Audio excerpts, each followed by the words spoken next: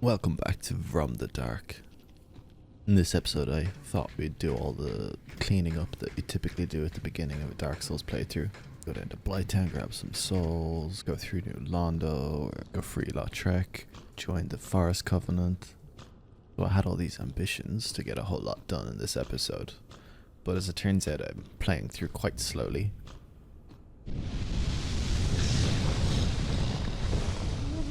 Oops.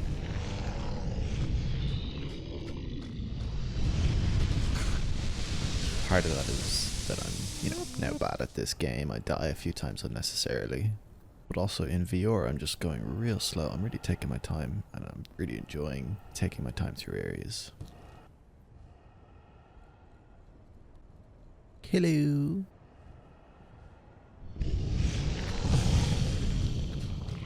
So this interaction with Hellkite Drake here genuinely felt exhilarating. Like a giant huge dragon is coming down upon you, and it's genuinely a bit frightening.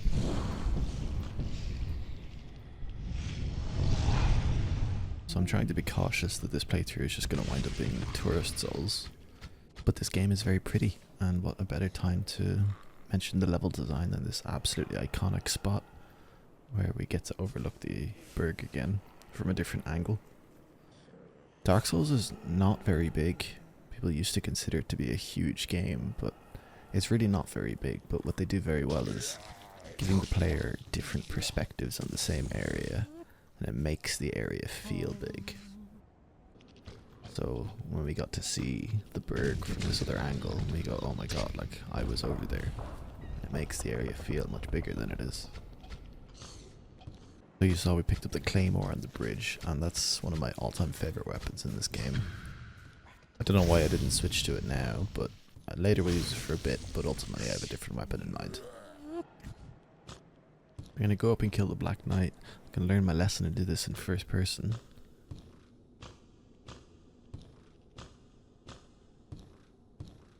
I'm recording in 60 FPS now, so hopefully that's nicer to watch.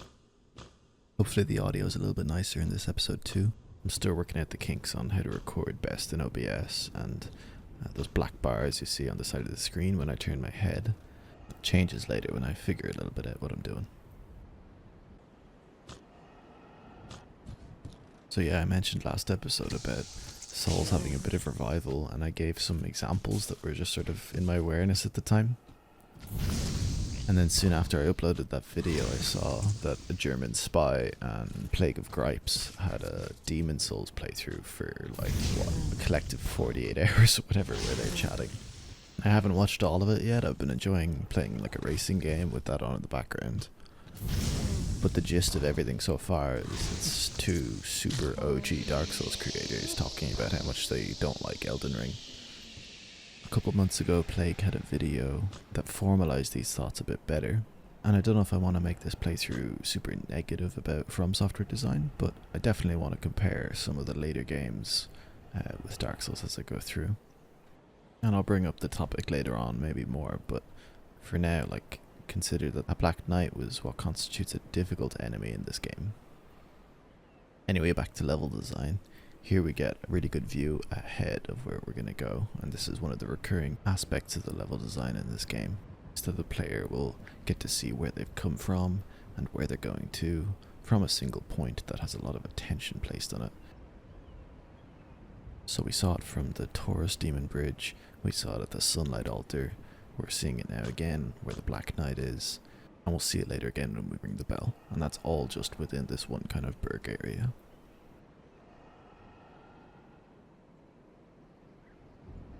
However, we're not going to go ring the bell soon. First of all, we are going to go just where we're looking at now. We're going to go get Havel and make our way kind of underneath and behind this tower into the darker garden, and make our way around that way. One of the pathing options that the Master Key allows us. And I'll talk about the Master Key later. This is a nice area of contrast with the later games, where this is meant to be what's an intimidating area, where we get lots of foes facing us.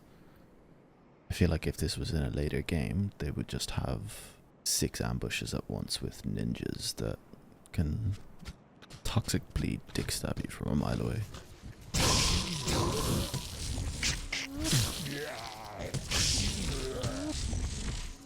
The design of these games has definitely changed, trying to adapt to a player base that's become more and more skilled. In 2012, this game was considered difficult because it had minor environmental challenges, like two crossbow guys on top of a tower shooting at you if you tried the boss fight without preparing at all. But I don't think people really loved this game because it was difficult. I think it was just a coincidence. And yet, From Software really latched onto this idea that the difficulty was what the game was all about. Prepare to die. I think it was Plague that mentioned in his Demon Souls playthrough with a German spy that some people seem to have like a toxic relationship with Souls games. And people's relationships with these games are definitely not normal. I'm not sure if it was just a phrase that I was using, or maybe this was a coined term in the community, I don't remember, but I called it Souls Syndrome. Do you remember having Souls Syndrome, where all you would play is Dark Souls, and anytime you tried to play another game, you just felt this overwhelming disappointment that it wasn't like Dark Souls? So for sure, people became addicted to Dark Souls in a sense, and that addiction was kind of fed by the subsequent games. Don't mean to discount people with actual problems, but when Dark Souls 2 came out, it was a bit traumatic for me. It was quite heartbreaking.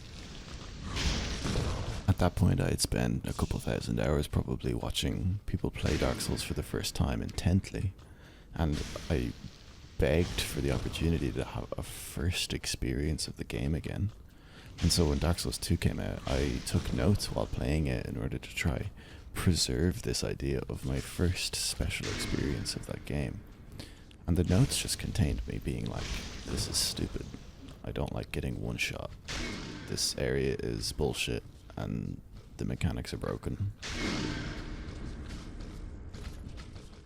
I'd love to say that it's just a part of life to learn how to have a healthy relationship with hype for something. But legitimately, some people just do not learn that lesson at all. I had learned that lesson a couple times before. First was with Call of Duty Modern Warfare 2 coming out, and I said, okay, this game has passed its peak. And then with zombies, I remember when Call of the Dead came out, I was like, something's not quite right. And then playing through the games, eventually when Die Rise came out, I was like, yeah, they've completely misunderstood what was fun about this. And I had to like let the game go and just said, Call of Duty is long dead now. But I was genuinely hyped for Dark Souls 2. I had it in my head that From Software were this amazing company and they wouldn't let us down.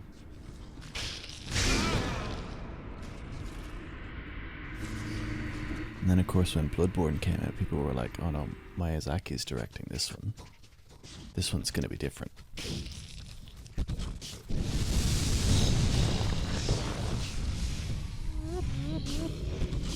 I think people have kind of turned Miyazaki into a bit of a religion. To be able to put a face and a name toward a whole body of artwork is not common in the games industry. Anyway, the games have progressed, for better or for worse. And I'll have other stuff to bitch about later, so let's just kill Havel and get on with it.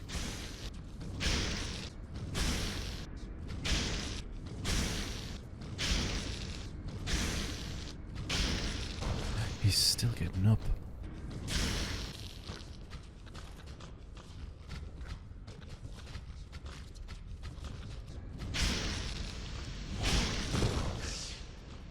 So other than to make my way through the darker garden, and for maybe a bit of souls, the main reason for Havel's Ring is so you could put on more armor and fashion souls a bit more. But of course we don't really have any armor right now. I just sort of stuck on a helmet. I also have no idea why I wasn't just using the claymore for all of this. So here's where I became certain that stepping out into a new area is just always gonna feel really fresh. I'm definitely excited for other areas in the game like Depths or Anor Londo, or even Duke's Archives comes to mind.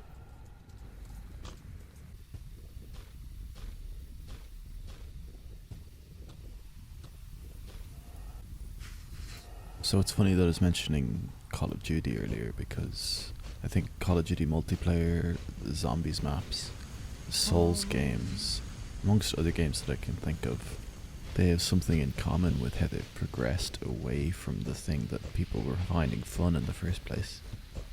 And what that is the design principle that bigger is better.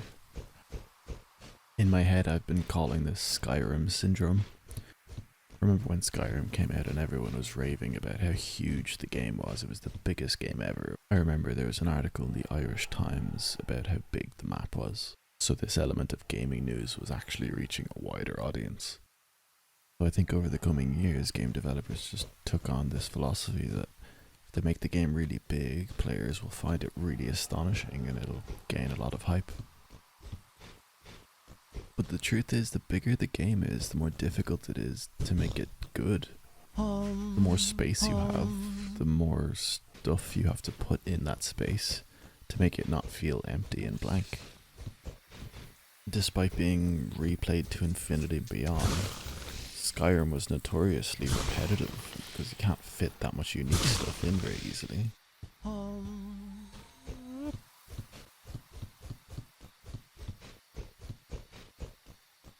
So it might be the changed map files that I spoke about last episode, but I'm pretty sure it's been about 10 years since I've considered this viewpoint that you can view the berg from here. So like I said earlier, Dark Souls is not a big game. They made it feel very big by having the layout intertwine around itself. But in the later games, they just make the maps ginormous, and it means that it dilutes the experience of each corner and each encounter. In fact, dilution of the experience is going to be a theme we run into again and again when comparing the games. We'll certainly come across it later. I've always had a theory about these trees that they were once men, and we'll see maybe in a much future episode in the DLC a little contribution to that theory. Dark Souls 1 doesn't have that many pointless items, but here's one of them. Status ailments are not something that FromSoft has ever really succeeded in implementing. They seem to not really want to accept that it's not really a fun element of the game. So we're coming up to some pretty intense LobosFX, and I completely forgot that I had watched the stream where Lobos was recording some of these sounds, and I think he was losing the plot at that stage.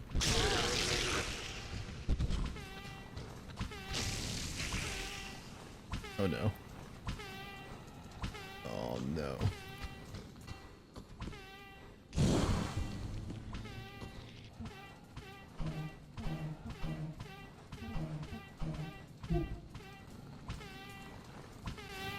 Well, I'm Chandra Shanstura.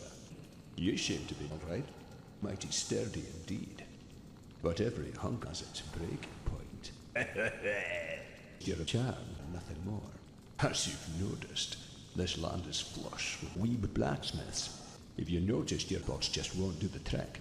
You won't make it through the night without employing my services. There's reinforcement and there's ascension. Reinforcement is simple.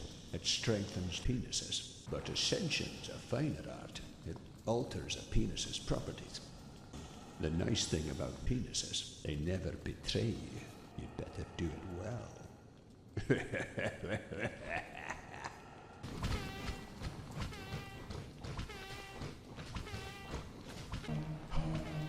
So I finally take out the claymore, and also feel like turning human here, so I want to kindle the bonfire as well. We're going to go unlock the lift back to Firelink, and then do a few more things before finishing up for this episode.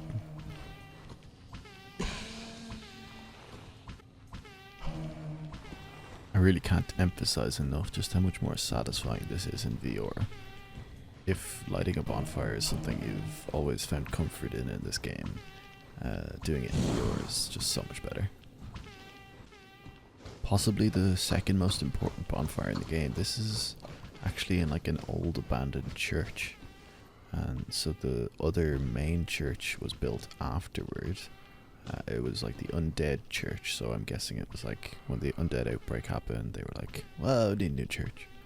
But interestingly enough, it seems to worship the goddess Fina, whereas this one is very unclear what it's for. There's like a you know, like a basement cathedral or a basement pray area. Anyway, if you want to know why there's a Titanite demon down there, you just gotta pray to Miyazaki, and then during the night a vagrant will come tell you.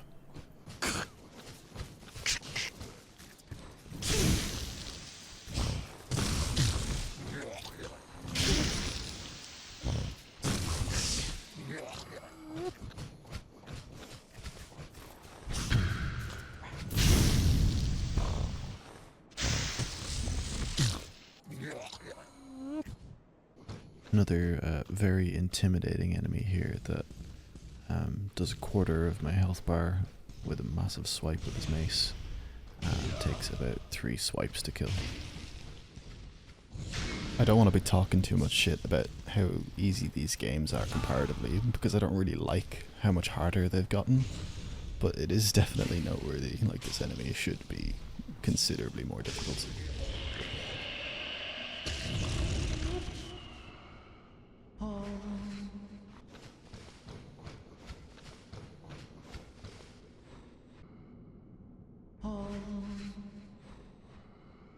So in a minute we'll go up and kill this guy in free lot check, but for the moment we're just gonna get the elevator and go talk to Petrus.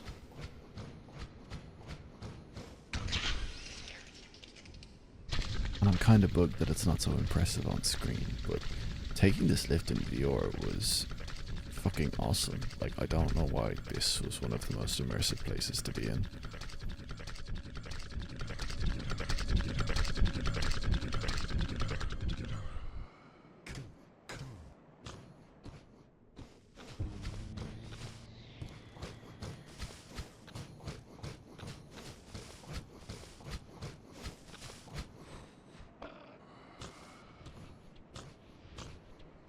Absolute giant Adam's apple, this guy.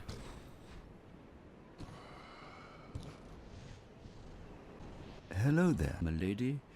I prefer to keep feeding if possible. Regrettably, I cannot share with you. Of all people, clerics seek feeding if possible. Perhaps if you show your butt.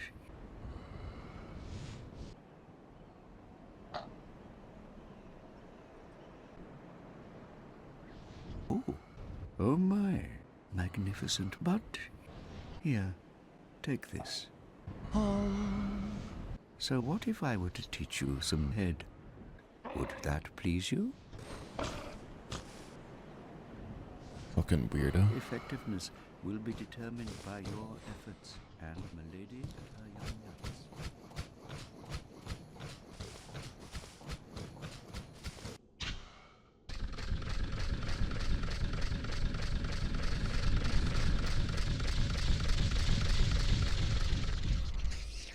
Alright, let's go free lot check.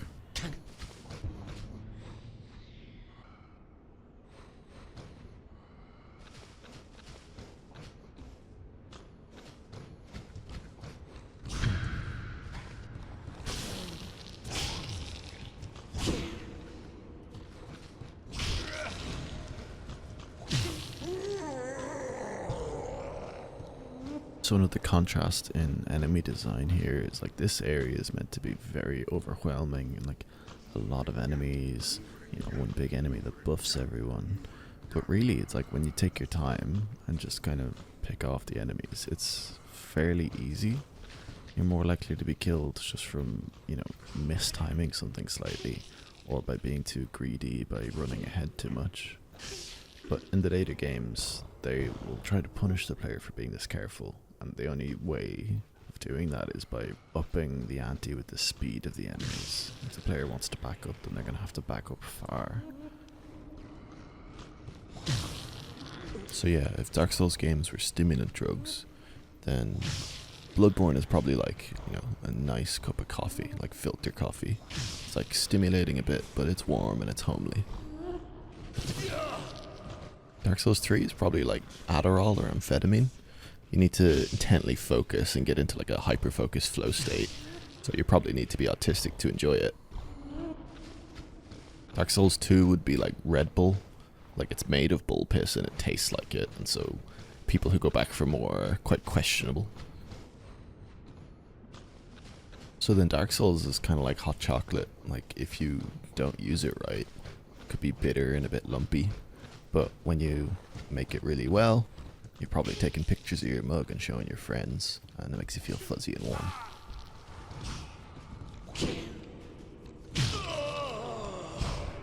Shit. You might be surprised to hear that I actually haven't played Elden Ring, but from what I've seen of it, it's pure crystal meth. I see the appeal, I'm just not sure exactly that I want to get involved.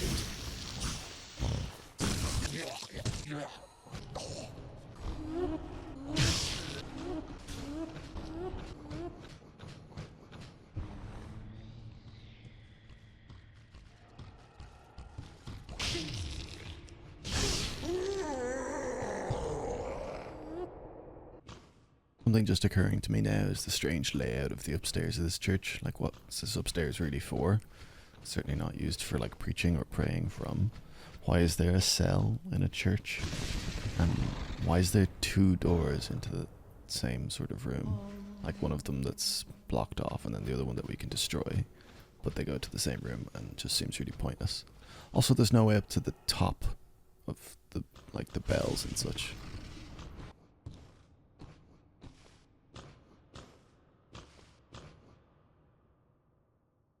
Could you help me? I am due to fulfill.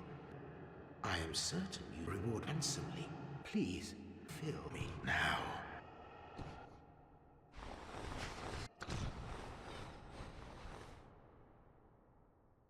I truly appreciate this. Oh, wow. Allow me some time. I can get back to work.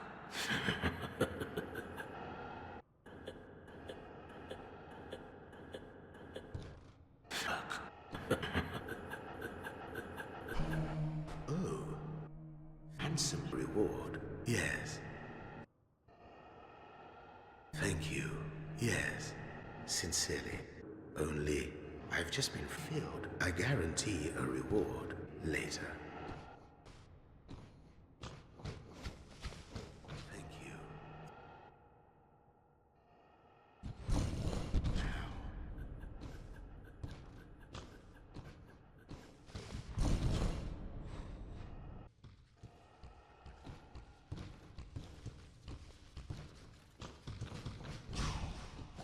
So in my head, I thought that we didn't have much more to do, but I thought I'd go through and kill the boar, kind of go through that little area. But turns out I really suck at this game, and that winds up taking a little bit longer. But I might just speed out some of this bit. And I pick up the basement key here down to the lower burg, and it was at that point I realised that I don't really remember all the key items in this game, because I kind of was surprised to see this here. The game refers to the Hellkite Bridge as the Great Bridge, but not capitalized. So I think it was just a really nice bridge. They also refer to the dogs, and maybe we'll talk about those fucking dogs when we get to them.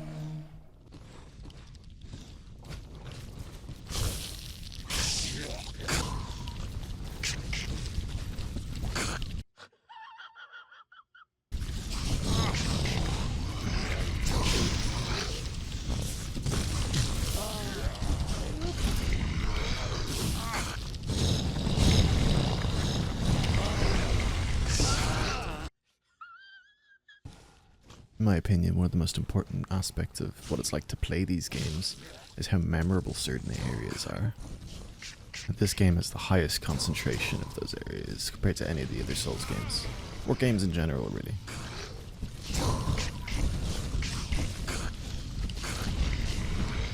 And this area is for sure one of them. If you were to ask a Souls player, do you remember where the Fangor is outside the parish? They'll remember not just the Fangor, not just the area. They'll remember the ambush guy that comes in from the right when you're coming in from the bonfire, or they'll remember the archers on the little walkway. They'll remember the fire trick where you can use the alluring skulls to lead the boar into the fire. And importantly, they'll possibly remember some of their first experiences in the area. Maybe they struggled with it and died lots, or maybe they were just really scared by the boar. As I've shown, there's sometimes some pretty quirky deaths that can happen here.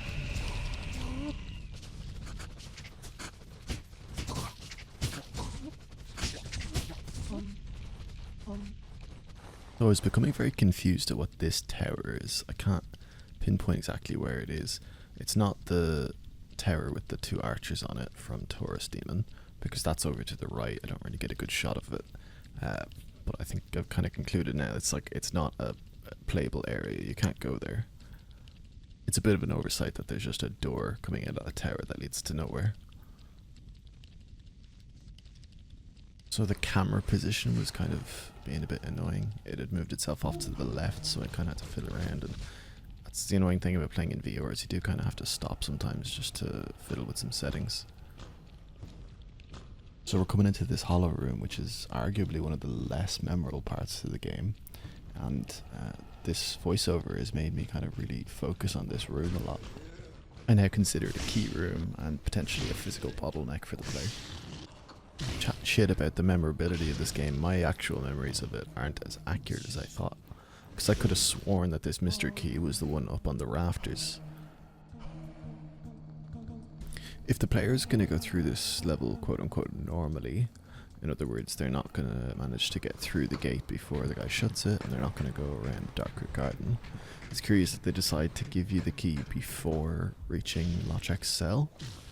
Normally in game design you give somebody a locked door, so the player says, I must go find a key.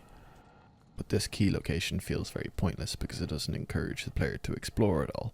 And it's not like the item description is super crucial for the key, it just tells us that Lautrec's cell is ordinary. If they get to Lautrec's cell without this key, and they don't have the master key, Lautrec manages to escape anyway when you ring the bell. So they could have achieved the same effect just by putting a lever beside the cage that Lautrec is in. That would make more sense for how the prison cell would be designed, and it would also make sense on how Lautrec managed to escape. You know, he sticks his showtowel through the bars and then hooks the lever to get himself out. So the key to the cell feels a bit pointless, and then it's almost more pointless then that the master key opens up that cell. This honestly brings into question, like, what does the master key do in terms of game design? Is it a good thing for the game? Master key opens, I think, 8 doors in the game. It gives access to the gold pine resin, which is a bit pointless because the merchant is like 200 meters away. And that reminds me, I must actually go to the merchant. I'll find out when I go to the lower berg, but I think there's another door in the lower berg that it opens that just has a normal item. Not the mail breaker, I don't think, but we'll find out. So that's 2. It gives access to Havel's Tower, which is crucial because it allows the path that we took earlier, whereby you don't have to go through the Undead Parish from this end. So that's another 2 doors, one on top, one on bottom. It opens up Lautrec's cell, which we discussed earlier is a little bit pointless because of where the key is. It opens up the door to the bonfire in the depths, and this is another important one because the player might be really frustrated with running from Firelink Shrine through the entrance to the depths and navigating past the butchers. Oh my god, you gotta be kidding me. Checkpoints in games remove or shorten stages. So the master key shortens the stage that would go from Firelink Shrine all the way to the key. It shortens that stage to just going to the sewer chamber. In Sense Fortress, the master key allows you to open up Big Hat Logan's cage. There's also a soul of a hero in a cage next to him. I suppose you could count that as an extra door. But then lastly, the master key opens from Firelink through New Londo to the Valley of the Drakes. So this is of course another path to Darkroot Garden as well as going to Blighttown early. Sorry, I'm trying to do a jump attack here. This game is often praised so much for its interconnected world and so many options for where to go. But does the player really have that much option? Well, they can go to the Catacombs, they can go New Londo, or they can go to the Berg, basically. I do think it's a good thing that the player has some options early game of where to go, but an attentive player will try out each of those paths to determine which is their best option. It can be pretty painful to watch a player who genuinely thinks that they really should be going through the Catacombs or New Londo early in the game. Maybe to a sadist like Miyazaki, he doesn't mind watching someone suffer, but from a game design perspective, you risk the player putting down the controller and not picking it back up. As a quick side note, if you've been watching where I'm going, then you're probably taking a guess at what's next. I'll continue to chat shit over the compilation though. So yeah, realistically, if you don't have the master key, and that hollow has locked the gate behind the fangboar, then in order to progress through the game, you're forced to go through that hollow room, potentially pick up Logic's key. Oof. This is a weird bug that's gonna kill me at some point. So, in summary, what does the master key do in theory? It allows the player to skip the undead burgers level, and it makes the moonlight butterfly even more pointless. That's it. I don't fully agree that it allows you to skip the depths of Lighttown, because once you've gotten past the fangboar and past that room full of hollows, then you have access to Darker Garden and the Valley of Drakes. Ah! Jesus, that gave me a fright. In practice, is that good for the game? I mean, no. You definitely want to force the player to go through the fangboar and go through that room of hollows. If an experienced player on a subsequent playthrough wants to path differently early in the game, then they can just get past like literally level 2 of the game, and that should be no problem to them. But a better way of achieving the versatility that we all know and love would be to just make the door from New Londo to the Valley of the Drakes openable from the other side, instead of having the key at the end of a stage right before the door it opens, kinda like Logic's cell key. That way the map can still be opened up pretty easily early game, without allowing players who just wanted to be a thief to accidentally wind up kind of disrupting the pace of the game.